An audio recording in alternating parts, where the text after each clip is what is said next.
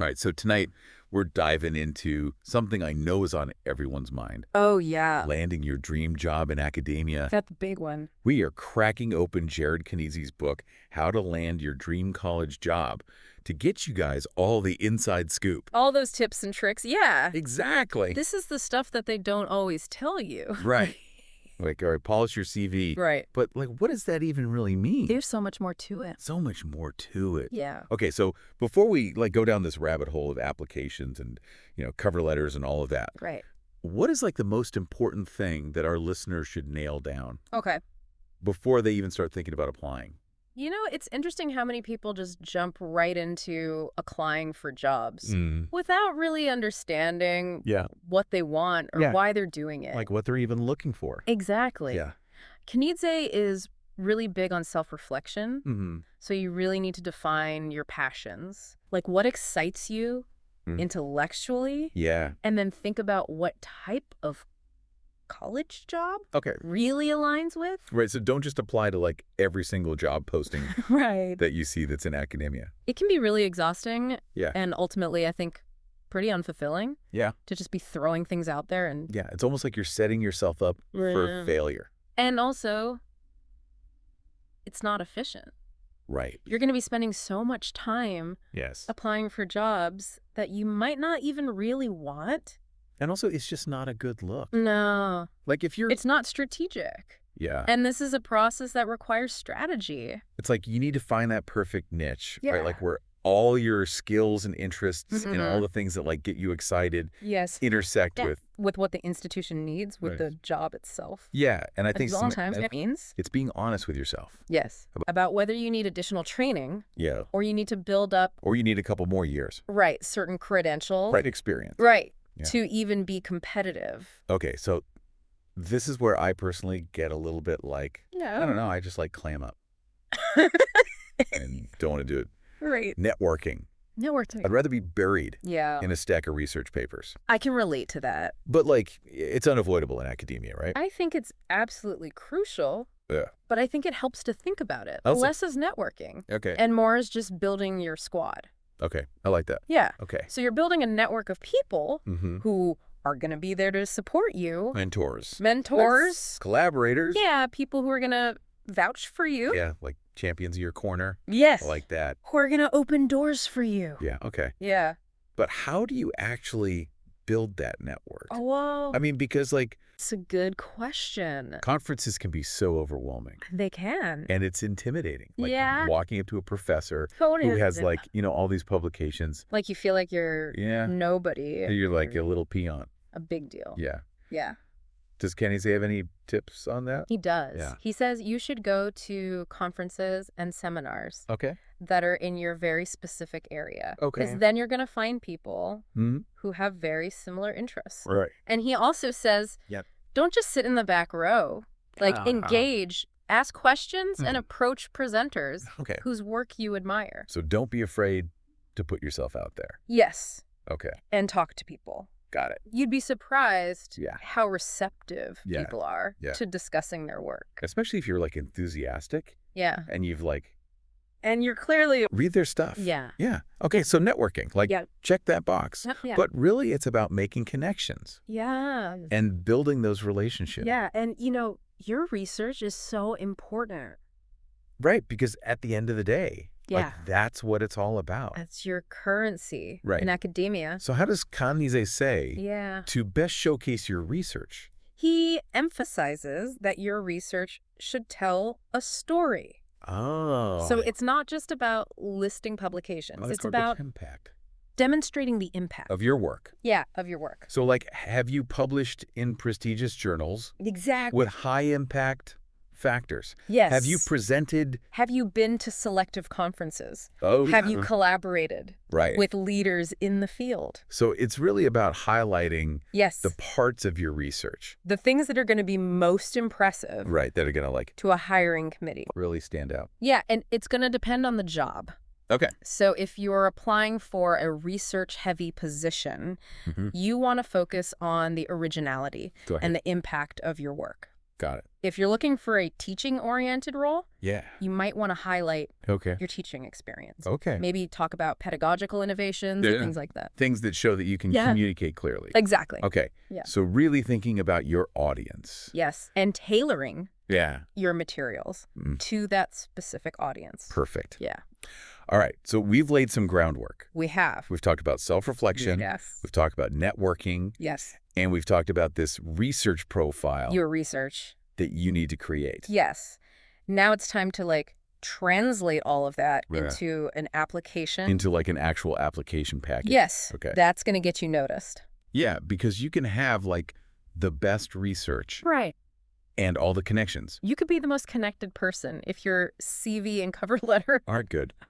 It's like you're not even getting get a foot in the door. Yeah, it's almost like there's so much pressure. Yeah.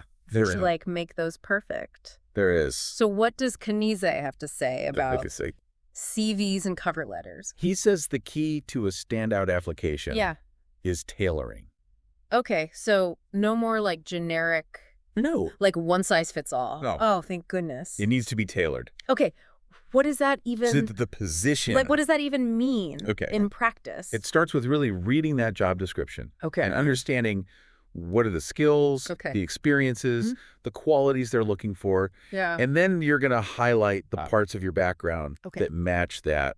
So it's like you're solving a puzzle. Exactly. And you are showing them. You're the missing piece. Yes. Yes. Okay. So for example, let's say you're applying for a job at a small liberal arts college that really emphasizes teaching and mentoring. Got it.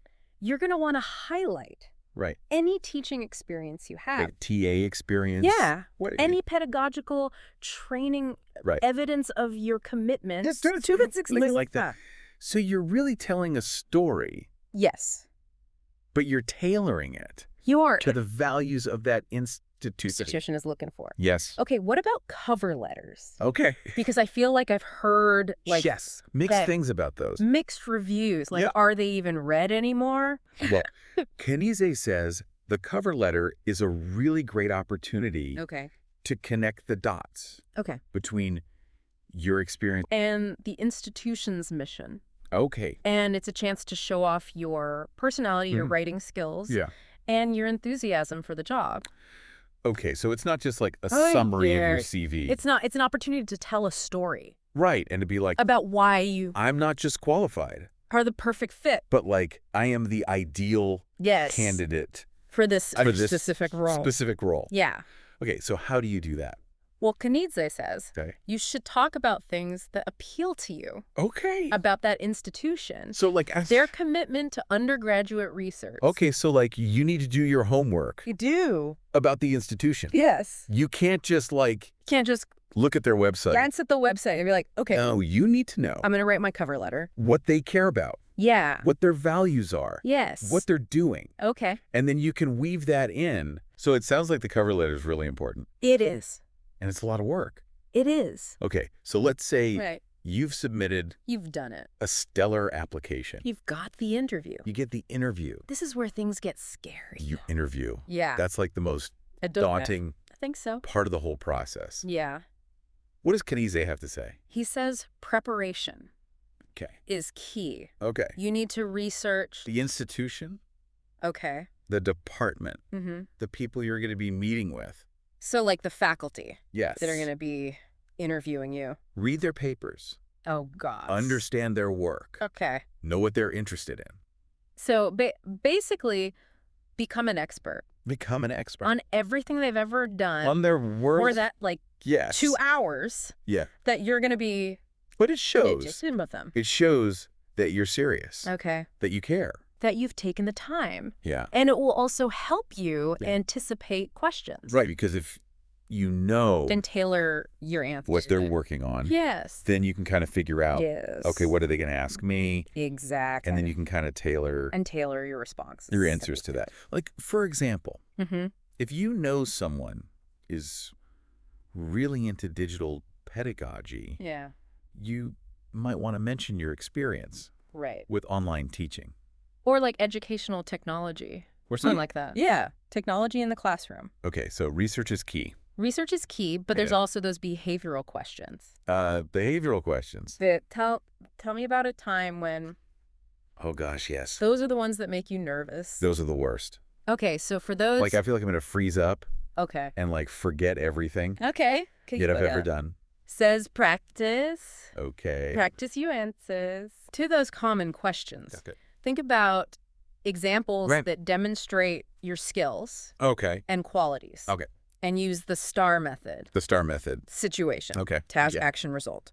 Okay. So basically, like... So instead of just saying... A great communicator. Yeah, I'm a good leader. Give an example of a time when you communicated effectively. Led a team. Or when you led a team. Right. And the result. Yeah. So be specific.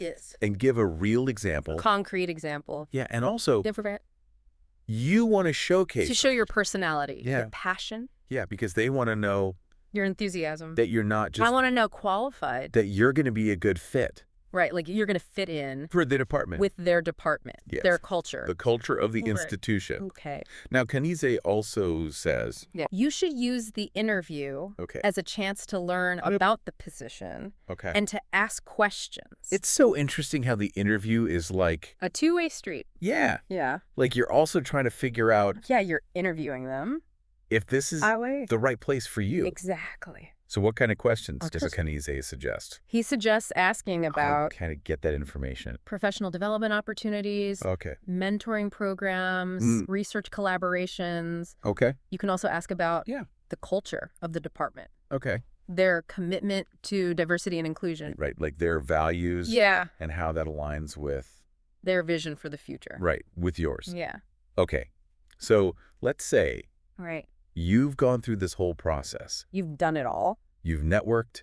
You've prepped. You've aced the interview. You aced the interview. But you still didn't get the job. And you didn't get the job. Yeah. What does Kanizay say about handling those setbacks? He says rejection is part of the process. Ugh.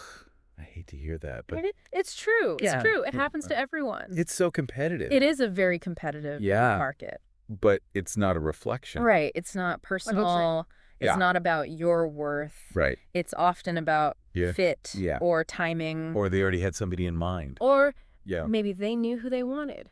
Or they needed someone with a very specific... Have a specialization that you didn't have. So it's not a failure. No. It's just like... It's just part of the process. Okay. And you have to... A bump in the road. You have to be persistent. Right. You have to learn from each experience. And just keep trying.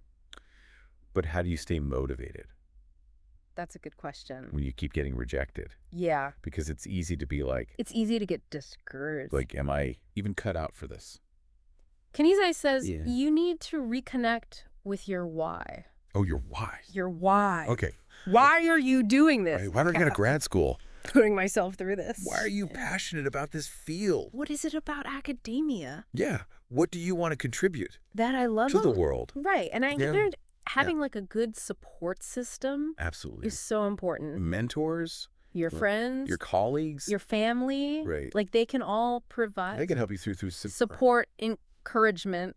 Tough time. And perspective. Right. Yeah. So it really is like about personal growth as much as it is about... Yeah, it's about more than just the degree. Okay. So for some people, they may want to consider doing a postdoc. Yes. So how does a postdoc? A postdoc can be a great way fit into this. To gain more experience. Yeah. Deepen your research. Okay. To expand your network. It's not required. Right. For every job. Like every field needs it. No. Yeah. But it can be strategic. Okay. Especially if you're looking for a research-heavy... Okay, so like a top-tier... Position. Research university. Yes. Okay. So how do you know if it's right for you? How do you know if you should do a postdoc? Kanizay says... Okay. Ask yourself. Yeah. Will this postdoc enhance my research? Okay. Will it give me the skills I need for my dream job? Okay. And does it align? Right. Is it going to help you? With my long-term goals. Achieve those ultimate goals. Yes. Yes. And then he talks about lifelong learning. Right, because it's not just about... Yeah, it's not over. Getting the job. When you get the job. Right, it's about... To keep learning. Continuing to learn. The academic world is constantly changing. Right. There's always something new. Yeah, new discovery. There's new theories, new perspectives. Right. You need to be curious. Yeah. You need to have that thirst for knowledge. Be open. Be open. To new ideas. To new ideas. And I imagine think that makes you a more competitive candidate. Institutions want faculty Yeah. who are engaged. Right. They're not just looking for... in current scholarship. Like the person who got the PhD. And who are excited to learn new things. 10 years ago and has just been coasting on that. Right. They want people who are contributing to the community. Okay, so we've covered so much We have. in this deep dive. So much ground. About landing your dream job in academia. From start to finish. Do you have any final I do. words of wisdom? The path to an academic career is not always easy. No. But with passion, perseverance, Mm. and a commitment to lifelong learning, Yes. you can achieve your goals. You can do it. Yeah. You can do it. And don't forget to check out, resources like academicjobs.com. Yes. To help you find the perfect job. all those job postings in one place. Yeah. Amazing. Yeah. Well, this has been so insightful. It has been fun. I feel like I've learned so much. Me too. Thank you so much for sharing Of course. all this information with us. My pleasure. And best of luck Yes, good luck out there. to all of our listeners We got that. out there pursuing their academic dreams. Absolutely.